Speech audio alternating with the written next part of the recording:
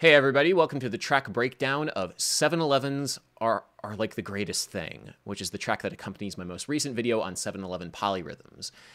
Yes, we went very far with this forced meme, but we are here now, and so we're going to dive into this because 7-Eleven as a polyrhythm is fairly complicated, and whenever you have a complicated polyrhythm, it can sometimes be hard to find the musical application for it.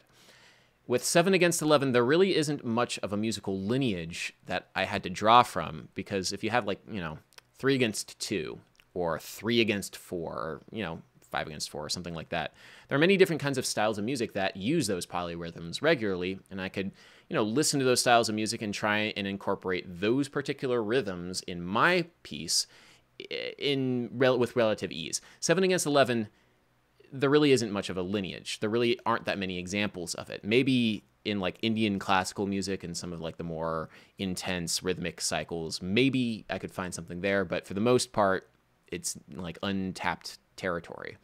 So the best application for this that I thought of going into it was to be writing a piece of music in 11/4 or kind of 11 beat cycles where every 11th septuplet is accented. And we'll get into that. What that basically means is that I'm going to write a piece of music where septuplets are the subdivision. Septuplets are where you take one quarter note and you chop it up into 7 evenly spaced pulses, which is rather strange in itself, but it's something that I've been working with a lot recently, especially with drunk rhythms and tuplet swing. So I was going to kind of take those sorts of musical ideas that I already had and had been working with in septuplets and apply it here. Now, if we listen to kind of the main hi-hat groove, let's just kind of listen to this right now. It feels super regular, and I kind of wanted to lean on that regular feeling to give a rhythmic frame of reference for people listening to this, because I don't want to kind of just play a 7 against 11 polyrhythm and say, hey, this is what it is. I want to kind of draw people into the particular feeling of it by mooring the ear in something a lot more regular. It kind of just sounds like almost 16th notes, because they're going by, these notes are whizzing by really quickly, and because we have this really regular, almost backbeat on the 5th septuplet, your ear kind of accepts it. Now, septuplets are a little bit tricky to draw in a digital audio workstation. The way that I kind of have ended up doing it is to draw out 9 30-second notes like this in Ableton Live, and then once you draw them out and select them, you can then draw them off to the side like this, and then you have 7 evenly spaced pulses here to work with. And what I do then is I mute them. You can see here I have this muted kick 808 thud, and then you can kind of drag them around and then unmute them when you want, like this. So you can kind of use septuplets as a workaround, but and then draw them out like that. So if I wanted, here's a rhythm, etc., etc. It's a workaround. It's not ideal, but there are different ways of doing it in every digital audio workstation. Anyway, we have this hi-hat groove. It almost sounds like 16th notes. It almost kind of sounds like 16th notes at roughly 160 beats per minute. And there's some fancy math involved there. I think it's around 160 beats per minute. But septuplets at 90 beats per minute has the same inner onset interval, the distance between notes, as 16th notes at roughly 160. And that's important because there's a style of music called footwork. And footwork is a style of music, it's a hip-hop genre that's out of, I think, Chicago originally, that is kind of based around the tempo of 160 beats per minute. I was kind of hipped to this genre of music by a drummer by the name of Ian Barnett, and he plays in this band, his original project called Mallow, which does this particular kind of hip-hop music live. And there's a couple of things that are unique to this genre. One, it's very fast. It's very aggressive music, and part of the aggression comes about because of the vocal sampling techniques. They very often play these vocal samples, these repetitive vocal samples on every 16th note because of how the MPC was programmed. And you can see them play the MPCs like this. This is kind of an example of it. I'll talk about the vocal samples later, but That's a very, I guess, my interpretation of what footwork sounds like to me anyway. It's like very insistent, almost kind of obnoxious and annoying after a while, but honestly, that's kind of the name of the game with anything that I am making. I like making obnoxious music sometimes, so this was a match made in heaven. So I kind of was using the footwork framework for this track where it's, 7 against 11, where the septuplets get the subdivision. And footwork has this particular kind of like stuttery like kick pattern that I heard Ian play all the time. Ian, by the way, plays in Aberdeen, so I play with him all the time. And he has this kind of like way of playing 16th notes, stuttery things on the kick that sort of sounds like this.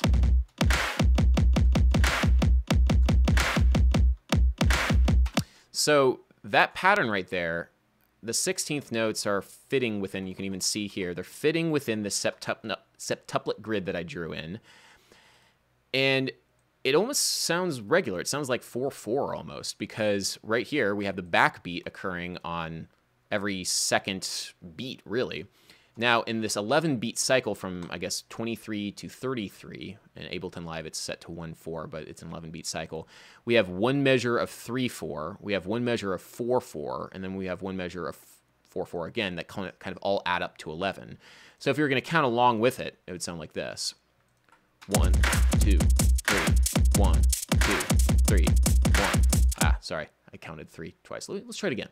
1, 2, 3, 1, 2, 3, 4, 1, 2, 3, 4. That backbeat kind of anchors us a lot. And I wanted that anchoring because otherwise we're going to be kind of in the weeds with all these different rhythms happening. We're so encultured to hear that backbeat as being like the grounding rhythmic force, and it's been that way for like at least 100 years, where we hear that backbeat and we're like, yeah, that's how we're going to dance to this. We hear that backbeat and we immediately know where we are. Now, of course, in an 11-beat cycle, it becomes a little bit less of a surefire way of making people dance, but at the same time, we have these like very even, strong backbeats. Now, to contrast all of this stuff, we have the lead, I guess, synth line. And this lead synth line is the thing that's going to be playing every 11th septuplet. This is what it sounds like.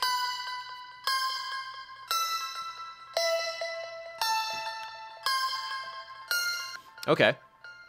That sounds super regular. It sounds like, okay, well, that's fine.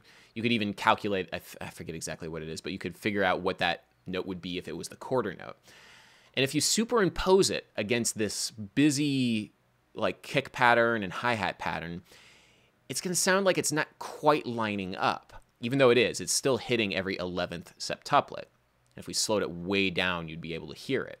And we can do that in a second. But the effect of it right now is kind of like a very floaty, sort of like sloppy melody, which is idiomatic to a lot of contemporary styles of music, which I think is perfect for the 7 against 11 polyrhythm. Remember, I was originally trying to find the ways that I could draw on musical like ideas that already exist and fit it within a 7 against 11 polyrhythm to make it musical, so it didn't just sound like an exercise. So let's listen to it.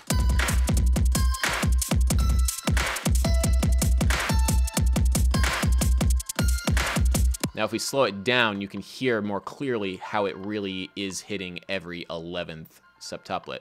2, 3, 4, 5, 6, 7, 8, 9, 10, 11. 1, 2, 3, 4, 5, 6, 7, 8, 9, 10, 11. 1, 2, 3, 4, 5, 6, 7, 8, 9, 10, 11.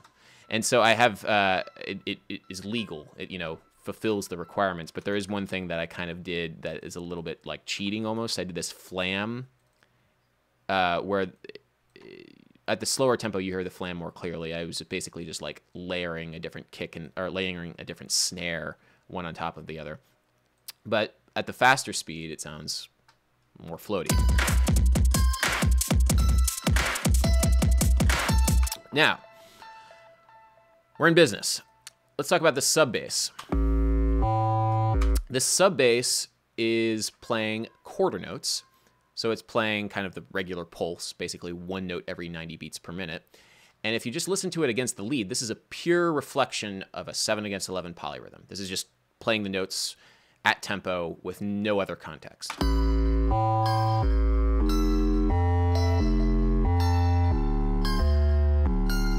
So I think I actually, since I played this live, I might have rushed one of the quarter notes, so it might not be the perfect 7 against 11 polyrhythm. Oh no, call the, polyrhythm police.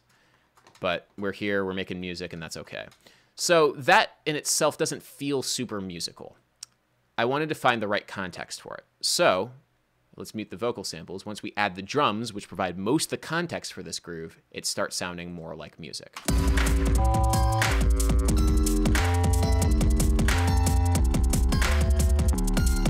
Still super wonky, but at least there's a little bit more of a groove to it.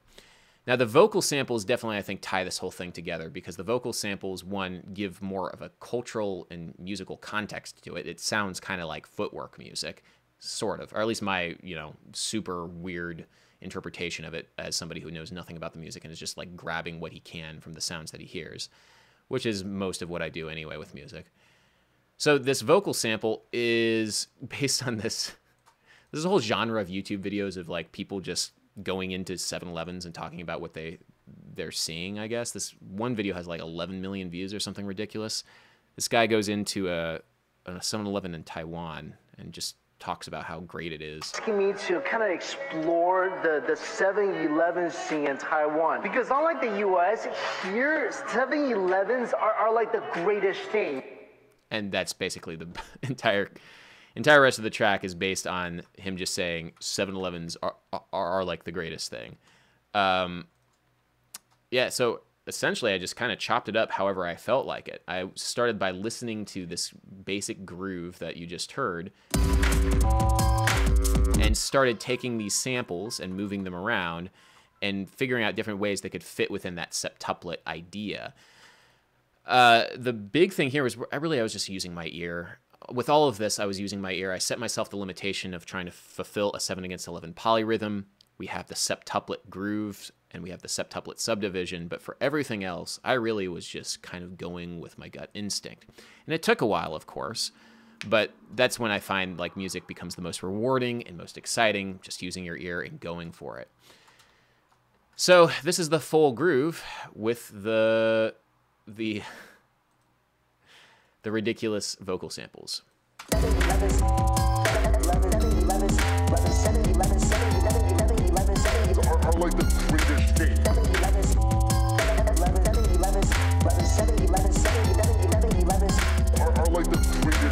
So if we're going to talk about what the harmony is, there really isn't much of a harmony. The bass notes are A, F, and D, and it's all relatively diatonic to the key of A minor. So you could infer chords. You could say, even though it's not really the case, that this is a A minor chord, F major chord, D minor chord, except they're not really chords. Just they're notes that fit within the key that imply chords. The bass line changes a little bit in this B section. We kind of drop down to just the kick and snare rhythm. And the bass line, it's kind of, well, it's different. The bass line is now basically outlining 3 measures of 3/4 and 1 measure of 2/4. Let's listen to it. And the notes are a little bit different too. F, G, G sharp, A. Yeah, so A is at the very end there. And those notes kind of like are just this ascending line. But again, no chords. Chords are just implied. I'm not really thinking harmonically anyway, so just wanted to mention that. Now, this very aggressive like septuplet vocal sample groove thing is kind of like the backbone of this section. Let's listen to it.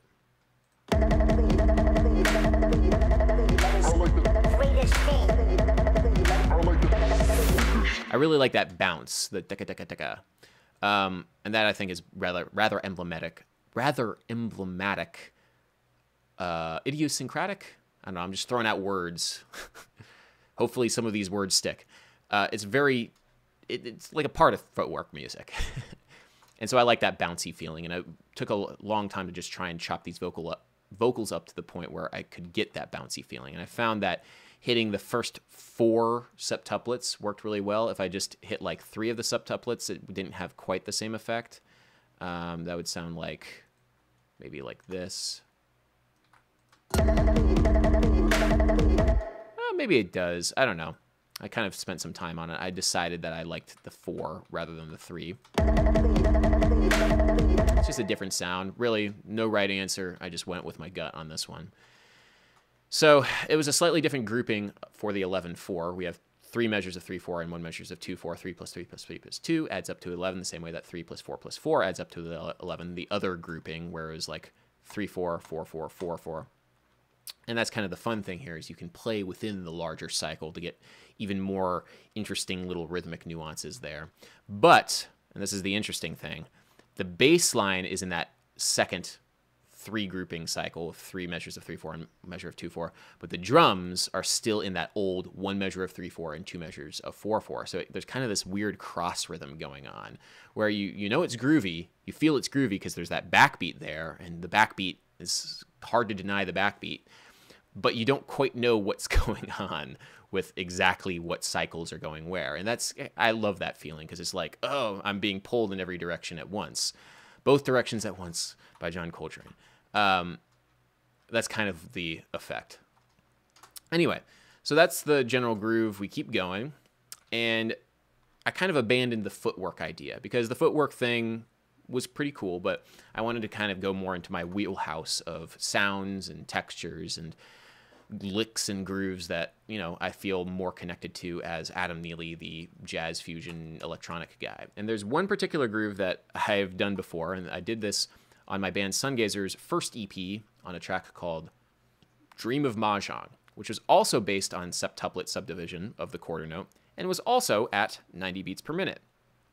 And I came up with this tapping lick, 2-handed tapping lick on my bass guitar, and you know, I practiced it for a while when I first wrote it, and I still have it like in my, fingers. And I figured, like, well, I don't really want to learn another septuplet tapping lick, like the patterns between like when you go from one hand to the next and the individual shapes, because that takes a long time. And I got this whole YouTube video to edit. I don't want to like sit here for forever to practice like a septuplet lick that I'm just like might not ever play again. So I'm just going to use this Dream of Mahjong lick. And that's what this sounds like. I sequenced it in this synthesizer. And you can see here when I sequenced it, quiet you. When I sequenced it, I had these septuplets, these dummy septuplet things that I could drag around and made life a lot easier. It does take a while when you're doing it in a digital audio workstation, but if you want to actually get those septuplets, that's how you have to do it. So I have it all sequenced out here in this synthesizer. And we have this bass line based on 3 groupings of septuplets and then 4 groupings of septuplets. So it's kind of like a disco-ish bass line. This is what it sounds like. And it's whizzing by so fast that it's like you don't quite realize that the first bass note isn't actually doubled.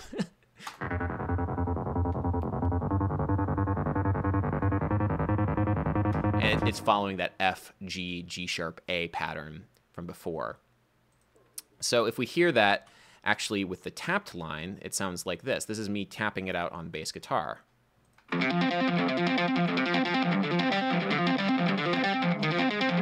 little sloppy. I could have practiced that more. And this is with the synth.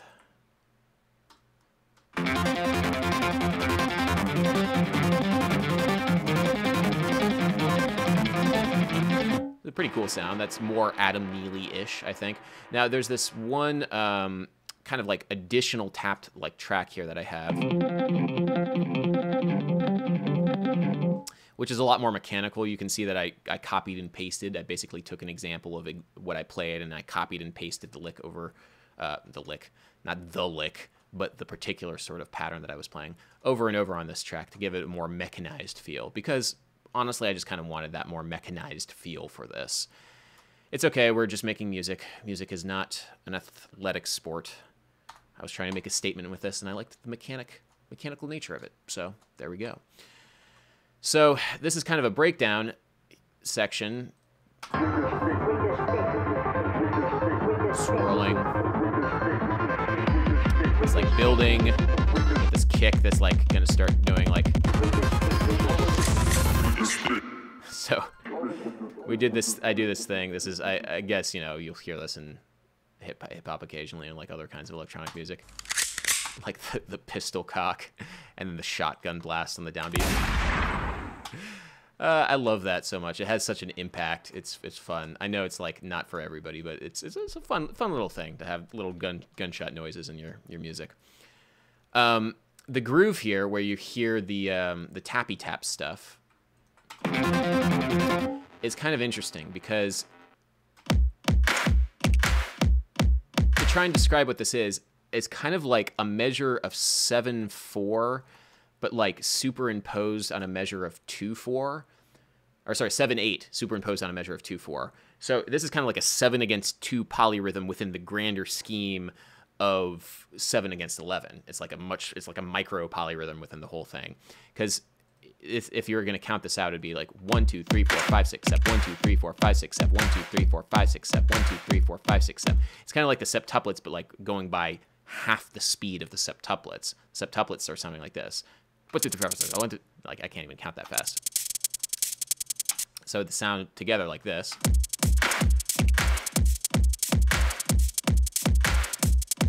And it has a much more bouncy feeling, like less of the footwork kind of groove and much more kind of like, I don't know, like this, I don't know, electronic dancey sort of vibe in 7/4 or 7/8, I guess.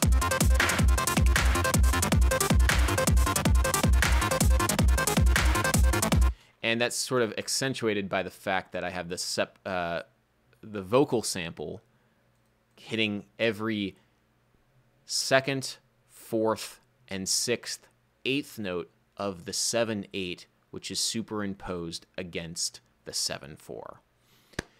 Woo! We're getting complicated here. Truth be told, though, I'm not really thinking along those lines when I'm writing this out. I'm just trying to approximate a certain feeling with all of this stuff. So this sounds like this.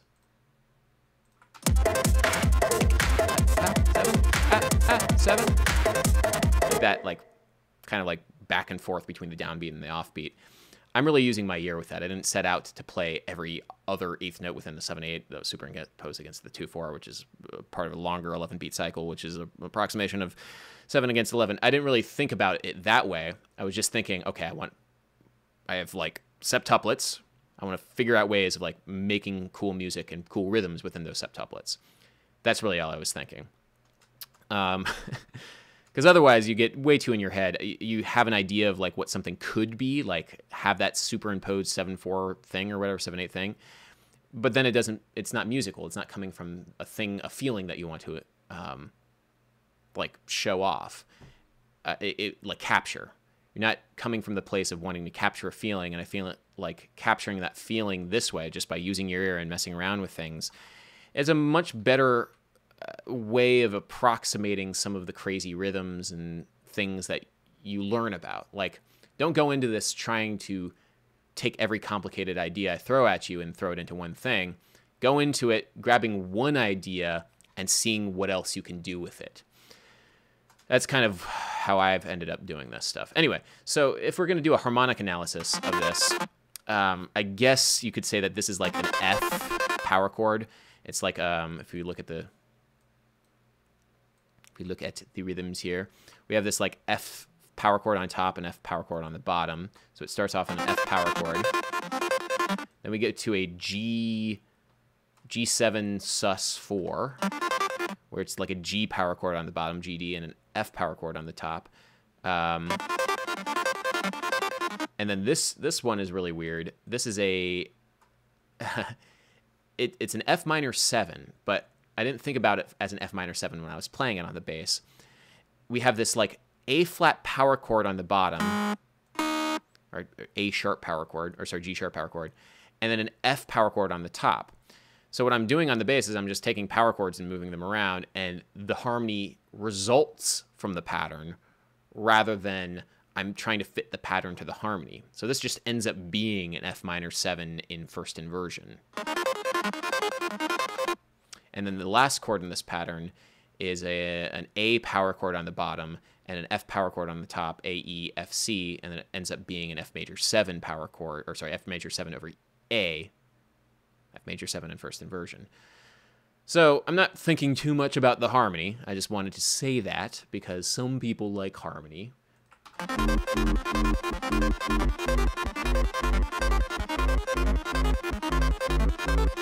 But the harmony is the result of the pattern that I tapped out on my bass, which was really just taking power chords and moving them around. So the whole groove here sounds like this.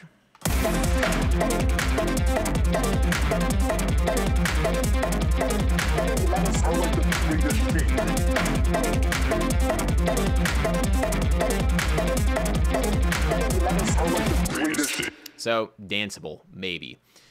Then we get into what I would consider septuplet swing. This hi-hat, or sorry, that's not a hi-hat. This is a ride cymbal right here. This ride cymbal is playing every, like, for the first ride cymbal is playing in the same amount of time as 4 septuplets. Let me try that again. First ride cymbal takes 4 septuplets to occur. Second ride cymbal, 3 septuplets. That's still not good English, but you can see here, 4 to 3, 4 to 3. And it creates this kind of rhythm which is almost swung, but not really. Along with the kick, it sounds like this. Sounds super wonky, super drunk, super like, yeah. Super like unquantized.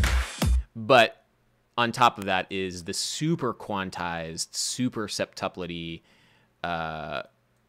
super sparkly tappy groove.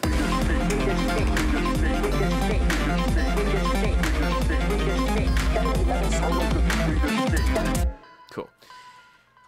And yeah, that's basically it. The whole groove continues. I mean, at the end, there's like kind of a denouement, like we unwind a little bit after the full tappy explosion and just sort of settle into the septuplet groove.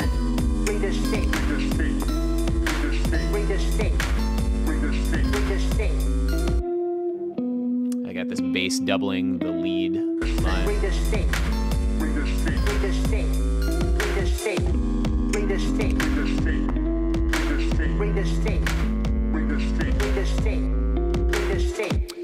And yeah, that's basically it. That is my approach. That was my approach to putting together the track entitled 7-Elevens Are Like the Greatest Thing. I hope you enjoyed this. I hope it kind of gave you an idea of what I was thinking about here. I mean, the real time suck was really kind of coming up with the grooves and the rhythms of the vocal samples, because the vocal samples, I feel like, really tied it together and made it like a musical thing rather than an exercise. And that was the challenge, you know, making music out of these complicated things. I pride myself in I'm going to say the work ethic to try and find musical applications. I'm not saying that I feel like the musical applications are mine are great or mine are the best, but I do like the fact that I spend the time to work on this stuff, because I think it's necessary. If we're gonna talk about complicated things in music, complicated polyrhythms, chords, harmonies, etc., we owe it to ourselves and we owe it to everybody else to try and find the most musical application of these things, like the music that people can connect to in one way or another. Not just doing the thing for its own sake, but doing the thing as a means of expressing other ideas. And here, there's a bunch of ideas I was trying to express. I was trying to express the particular kind of feeling that comes with footwork, which is like this very aggressive sort of feeling. There's a bouncy feeling, too, that goes along with it. There's a particular style of dancing that goes to. I'm not sure if I actually did that, but I at least was trying to approximate it. I was also trying to do, like, you know, bouncy dance electronic music, trying to make that fit within the 7 against 11 idea. There's all these kinds of sub-ideas that come together as a texture that is an expression of that underlying rhythmic current. And it was a fun challenge. And I hope you guys have fun with it if you decide to do anything with 7 against 11. And I hope you enjoyed this track breakdown. And yeah, until next time. Bass!